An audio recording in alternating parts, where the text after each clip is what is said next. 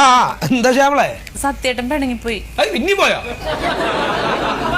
ഇതിപ്പോ കഴിഞ്ഞ വർഷവും ഏകദേശം ഈ സമയത്ത് തന്നെയല്ലേ പോയത്? ഇപ്പൊ എന്താ കാര്യം? കൂട്ടാൻ നന്നായില്ലേ? എന്റെ മെമ്പറെ അതൊന്നും അല്ല കാര്യം. ഇതിനിപ്പോ പഞ്ചായത്തും മെമ്പറൊന്നും ഇടപെടേണ്ട കാര്യമൊന്നുമില്ല. അയാള് 4 ദിവസം കഴിയുമ്പോ വരണോ താൻ പോയിക്കോ. ഇതങ്ങനെയല്ല മെമ്പറെ.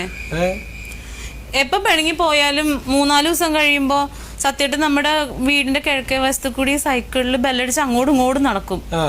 2-3 പ്രാവശ്യം പോയി കഴിയുമ്പോ ഞാൻ കൈ കാണിച്ച് വിളിക്കും. അപ്പൊ പുള്ളി ഇങ്ങ് പോരും, അല്ലെങ്കിൽ ഞാൻ ചെന്ന് വിളിക്കും. പക്ഷെ ഇപ്രാവശ്യം വന്നില്ല. ഇനിയിപ്പോ ആ സൈക്കിൾ എങ്ങാനും പഞ്ചറായിട്ട് എവിടെയെങ്കിലും അരഞ്ഞിരിഞ്ഞ് നടക്കണ്ടാണാവോ? ഇപ്രാവശ്യം വേറൊരു കാര്യമുണ്ടോ മെമ്പറെ? എന്താ അത് പറ.